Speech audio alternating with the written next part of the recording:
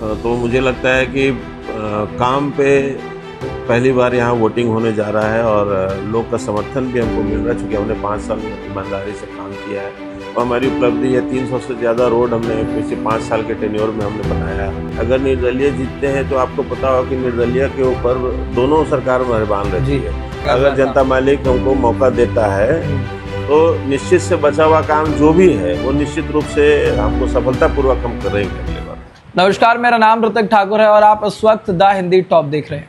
बिहार चुनाव रंग पकड़ चुका है पूरी तरह से। अगर बात की जाए तो अब 2 फेजेस में यहाँ पर वोटिंग होनी है और तमाम जो चीजें हैं वो निकल कर अब सामने आ रही है। ऐसे में इस वक्त हमारी मौजूदगी गोविंदपुर विधानसभा सीट पर और यहाँ से हमारे साथ एक खास शख्सियत की मौजूदगी, हम आपका तारुफ करा दें। मोहम्मद कमरान हमारे साथ इस वक्त मौजूद है। बहुत स्वागत है सर आपका हमारे साथ। धन्यवाद सर, सबसे पहले आपसे ये जानना चाहेंगे, पिछले 2020 के चुनाव के मुताबिक इस बार का जो 2025 का चुनाव है आपके लिए ये कितना डिफरेंस है, सबसे पहले ये बताएं। पिछली बार हम राष्ट्रीय जनता दल के टिकट पे लड़ रहे थे, इस बार निर्दलीय लड़ रहे हैं, तो एक फर्क है। तो इस बार क्योंकि आप मैदान में जो उतर रहे हैं वो निर्दलीय प्रत्याशी के तौर पर आप उतर रहे हैं, क्योंकि पिछली बार अगर बात की जाए तो 33,000 वोटों से जिन्हें आपने हराया था उनको इस बार आरजेडी की तरफ से सिंबल दिया गया है, तो इसके पीछे की क्या खास वजह मानते हैं? कोई पार्टी की नीति या फिर कोई आंतरिक दबाव रहा हो, कुछ समझते हैं साहब? पता नहीं, ये हम नहीं बता सकते। ये तो पार्टी बता सकती है, पार्टी के सिस्टम पे तो बता सकते हैं कि क्यों, क्या कारण रहा कि हमको टिकट नहीं मिला, हम नहीं बता पाएंगे। चलिए, क्योंकि ये बात तो एक अलग हो गई, क्योंकि सिंबल अपनी जगह होता है, लेकिन हम यहाँ पर जब अभी घूम रहे थे हमने तमाम जगह पर बात भी की है, क्योंकि यहाँ पर बिहार वोटर्स की हम बात करें, यादव वोटर्स की बात करें, तो आपके नाम की एक लहर हमने ज़रूर देखी है। तो इस बार जब आप निर्दलीय अगर मैदान में उतर रहे हैं तो क्या आपको चैलेंजेस दिखते हैं मैदान में इस बार पहले के मुताबिक? इस बार देखिए, चैलेंजेस कुछ नहीं है। लोगों को एक्चुअली जो लोगों का प्यार जो मिल रहा है जी, तो मुझे लगता है कि काम पे पहली बार यहाँ वोटिंग होने जा रहा है और लोग का समर्थन भी हमको मिल रहा है, चूँकि हमने 5 साल ईमानदारी से काम किया है और जनता मालिक ने खुद ही हमको ये नॉमिनेशन कराया है जी। तो एक रेस्पॉन्सिबिलिटी उनकी हो जा रही है कि हमको किस तरह से चुनाव लड़ाना है। तो मुझे लगता है कि मेरे लिए बहुत ज़्यादा इसमें डिफरेंसेस नहीं है कि टिकट है या नहीं है, क्योंकि लोगों का जो प्यार मिल रहा है तो हमको लग रहा है कि बहुत बेहतर है। क्योंकि हम अभी देख रहे थे, जब हम आपके पास यहाँ पर पहुंचे तो हम भट्टा गए, रुपाऊ गए, बाजार गए, बारा पांड्या भी यहाँ पर तमाम जगहों पर हम पहुंचे। वहाँ पर यादव मुस्लिम वोटर्स थे, उन्होंने बताया। लेकिन अगर बीते 5 सालों की हम बात करें, जब आप जनता के बीच में जाएंगे तो जनता भी आपके मैसेजेस जब आप डिक्लेयर करेंगे तो सवाल करती है। तो पिछले 5 सालों में यहाँ पर क्या कुछ विकास आपकी तरफ से किए गए हैं जो आप जनता को बता सकते हैं कि हमने 5 साल में ये काम यहाँ पर किया? बहुत सारा काम है बाकी। जहाँ जहाँ आप गए होंगे, पहले तो ये बताइए कि आपको रोड कहीं पे ख़राब मिला था। अगर रोड ख़राब मिला तो हमारा काम नहीं हुआ है, लेकिन हमको नहीं, जितनी जगह आपने बताया सब जगह पे रोड अभी फ्रेश बना हुआ है, अच्छा रोड है। तो ये एक है जो हमने, हमारी उपलब्धि है। 300 से ज़्यादा रोड हमने पिछले 5 साल के टेन्योर में हमने बनाया। रो में हॉस्पिटल नहीं था, पीएससी था, उसको सीएससी में अपग्रेड कराया। कौवा कोल का हॉस्पिटल अपग्रेड कराया, उसका रो वाला तो बन के तैयार है और कौवा कोल वाला भी टेंडर ऑलरेडी ख़त्म, टेंडर का प्रक्रिया ख़त्म हो चुका है, वो जल्दी उस पर भी काम लगेगा। इस तरह से हर विभाग में, सिंचाई के विभाग में, सिंचाई में भी हमने अच्छा काम कराया। गाँव तक सिंचाई के लिए, किसानों के खेतों के सिंचाई के लिए पानी पहुंचाया है। बहुत अच्छा काम है। बिजली में पहले बिजली नहीं रहती थी, पीएसएस नहीं था हमारे, हमने 2 पीएसएस पास करवाया, पीएसएस बना है। अब बिजली बहुत अच्छे से रहती है यहाँ पे। लोगों को, किसानों को भी पटवन में अब डीजल नहीं जलाना पड़ता है, अब बिजली से ही उनका काम चल जाता है। और इससे कई कारण हैं। काम सकरी नदी पे पहले पुल नहीं था, एक ब्लॉक हम लोगों का बिल्कुल अलग था, तो उस पर भी काम लग गया है, सकरी नदी के पुल पर भी। इसी तरह से और कई काम हैं, बहुत सारा कुछ ऐसे काम हैं जो अब बचे हुए आने वाले 5 साल में जब मौका मिलेगा तो वो करेंगे, ऐसी कोई हमने वादा किया था पिछले बार कि डिग्री कॉलेज अपने विधानसभा में खोलेंगे। तो कॉलेज की नीति के कारण, चूँकि वो था कि एक अनुमंडल में एक ही डिग्री कॉलेज हो सकता है, ये पॉलिसी के कारण नहीं हो पाया था। तो अभी सरकार, जो इस वित्तीय वर्ष में सरकार ने अपनी पॉलिसी चेंज की है और हर ब्लॉक में डिग्री कॉलेज होगा, ऐसी पॉलिसी बनाई है। तो अब नेक्स्ट टाइम में अगर बनते हैं तो निश्चित रूप से यहाँ कॉलेज खुलवाएंगे। एक अनुमंडल हमारा है रो ब्लॉक का, जो रजौली है, नवादा हो के जाना पड़ता है, नवादा अनुमंडल हो करके, तो उसको लाना था। ये भी हमने वादा किया था, नहीं कर पाए क्योंकि सरकार नहीं थी।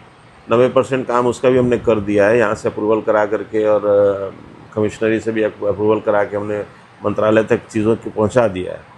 अब है कि सत्ता में नहीं थे, सरकार हमारी नहीं थी तो नहीं हो पाया, तो अगला टर्म अगर ऊपर मौका मिलता है तो निश्चित वो काम भी करेंगे। लेकिन सर जैसा अभी आप कह भी रहे हैं, क्योंकि पिछली बार आपके पास सिंबल था लालटेन का, आप कह रहे हैं कि सरकार हमारी नहीं थी तो थोड़ा चैलेंजेबल था, लेकिन इस बार आप निर्दलीय रहेंगे तो इस बार शायद वो और ज्यादा बड़ा चैलेंज हो सकता है, तो इससे कैसे डील करें? ये अगर निर्दलीय जीतते हैं तो आपको पता होगा कि निर्दलीय के ऊपर दोनों सरकार मेहरबान रहती है, पक्ष भी और विपक्ष भी, दोनों जो है वो निर्दलीय को खुश करके रखना चाहती है। तो अगर इस बार निर्दलीय हमको मौका मिलता है तो हमको नहीं लगता कि कोई भी ऐसा काम बचेगा जो हम नहीं करा। तो दोनों हाथ में लड्डू इस बार आप मान रहे हैं? दोनों हाथ में लड्डू। बिल्कुल, अगर जनता मालिक हमको मौका देता है तो निश्चित से बचा हुआ काम जो भी है वो निश्चित रूप से हमको सफलतापूर्वक हम करेंगे अगले बार।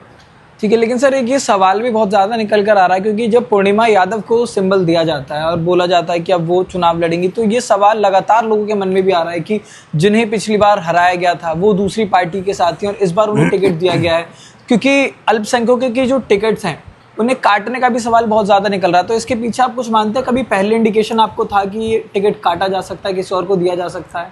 नहीं, हमको तो नेताजी ने आश्वस्त किया था कि आपका टिकट छोड़ करके हमने बात किया है उससे ज्वाइनिंग कराने के टाइम में, और ऐसा नहीं कि नेताजी ने टिकट काट दिया था, वो जो कुछ मजबूरियां रही होंगी उनकी, उन्होंने कहा कि हमको नवादा से चुनाव लड़ना है, आप जाके नवादा चुनाव लड़िए, गोविंदपुर छोड़ दीजिए, ये सीट छोड़कर आपको दूसरी जगह से नवादा छोड़िए। उस पर हमने मना किया कि नहीं सर, हम ये नहीं कर सकते। एक्चुअली हमारे साथ प्रॉब्लम था कि हम एक अटैचमेंट है हमारा गोविंदपुर से, एक तो मेरा घर है गोविंदपुर में, दूसरा जब से हम राजनीति में आए हैं 2010 से 2020 तक का सफ़र जो है, 2025 तक का सफ़र, वो जिन लोगों के साथ हमने तय किया, जो हमको 12,000 का पहली बार जो चुनाव लड़े थे इंडिपेंडेंट, 12,000 वोट आया था, तो 12,000 से 80,000 का सफ़र जिनके साथ हमने तय किया, तो उनको छोड़ करके सिर्फ विधायक बनने के लिए हम किसी की और विधानसभा चले जाएंगे, हमसे नहीं हो पाएगा करके हमने उनको कहा।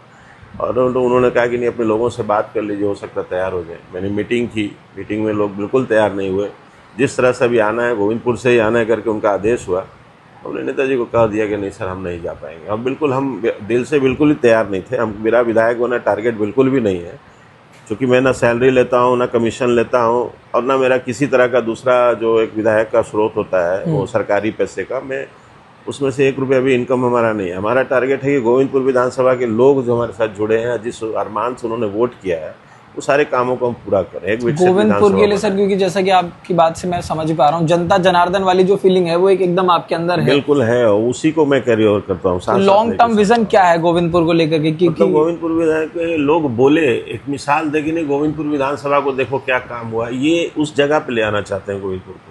ठीक है, तो सर अगर एक लास्ट ये रहेगा कि अगर आपको गोविंदपुर के मतदाताओं को कोई संदेश अपनी तरफ से अगर आपको देना हो, कोई मैसेज आपको देना हो इस बार, तो क्या देना चाहेंगे आप?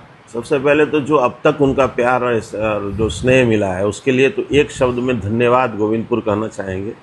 एक नया स्लोगन जो हमने अपने गोविंदपुर जनता को के लिए के सम्मान में हमने बनाया है कि जोर से धन्यवाद गोविंदपुर हम कहेंगे, और उसके बाद एक अपील करेंगे कि गोविंदपुर की जनता मालिक जो हमको 5 साल आपने मौका दिया, उसके लिए आभार व्यक्त करते हुए जो ईमानदारी से हमने काम किया है, जो मेहनत किया है, उसकी मजदूरी लेने का वक्त आया है, और हमारी जनता मालिक हमारे साथ खड़े रहे, हमारी मजदूरी दे। इसीलिए यही अपील करते हुए उनको अपनी बात को हम उनके समक्ष रखने के लिए जाएंगे उनके पास। ठीक है, तो ये थे हमारे साथ मोहम्मद कामरान, जो गोविंदपुर विधानसभा से निर्दलीय प्रत्याशी के रूप में इस बार यहाँ पर खड़े हुए हैं। इनसे हमने बातचीत भी की। आगे बिहार इलेक्शन से जुड़े तमाम अपडेट्स के लिए आप बने रहिए द हिंदी टॉप पर।